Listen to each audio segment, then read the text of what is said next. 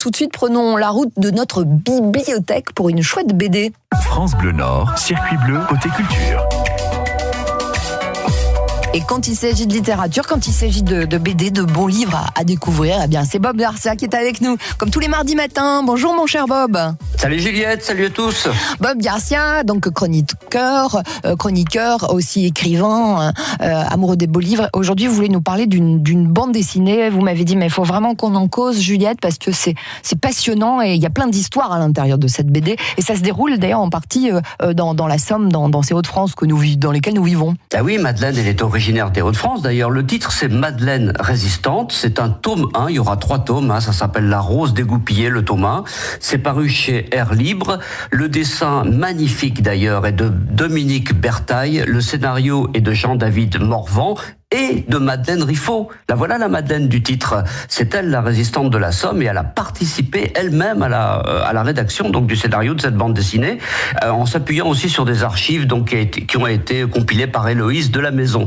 Alors ça se passe en 1939, on est dans la Somme comme vous l'avez dit et là Madeleine Riffaut elle est toute jeune, elle vit heureuse, elle est entourée de son grand-père, de ses parents instituteurs, etc. La seconde guerre mondiale éclate.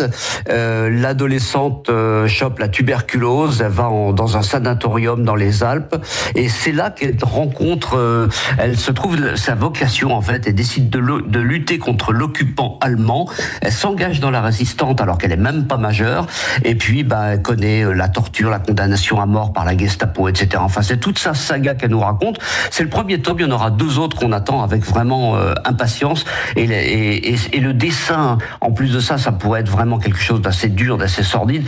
Le dessin de Dominique Bertaille, tout en bleu, comme ça, en nuances de bleu, est absolument magnifique. C'est 114 pages de bonheur malgré le thème traité. Ouais. Alors c'est le tome 1, on sent une suite prometteuse, j'imagine. C'est ce que j'imagine dans vos propos là, Bob. Oui, c'est une BD, c'est un manifeste au service de la liberté. Elle nous décrit le début de son combat. Elle a déjà vécu des choses assez horribles. Ça pourrait s'arrêter là d'ailleurs, pratiquement, ce tome-là. Il peut se lire tout seul. Donc si vous n'avez pas envie d'attendre le tome 2, tome 3, vous lisez celui-là, vous êtes déjà rassasié, si j'ose dire. Elle a connu des choses terribles. Elle a connu un viol par des proches, par un très proche même. Donc, c'est vraiment, c'est horrible et en même temps c'est prenant. C'est un vrai suspense. Et cette Madeleine là, qui maintenant a 97 ans, elle vit toujours. Elle nous raconte dans les dernières pages, il y a 114 pages donc de bande dessinée, plus 8 pages où les auteurs racontent comment ils l'ont rencontrée. Madeleine, c'est un bonus en fait. Au départ, elle disait non, je vais pas faire une BD pour raconter ma vie, ça ressemble à rien et tout. Et puis elle s'est laissée un peu convaincre. Et c'est cette petite histoire dans l'histoire qui nous raconte, donc c'est vraiment extrêmement attachant. Merci Bob. Madeleine Riffaut, Madeleine Résistance, tome 1, La Rose dégoupillée, c'est votre choix et on va retrouver bien évidemment ce choix sur nos réseaux sociaux et notre application et notre site internet. Je vous embrasse Bob et je vous souhaite une bonne semaine à mardi prochain. Moi aussi, à tout bientôt. Ciao.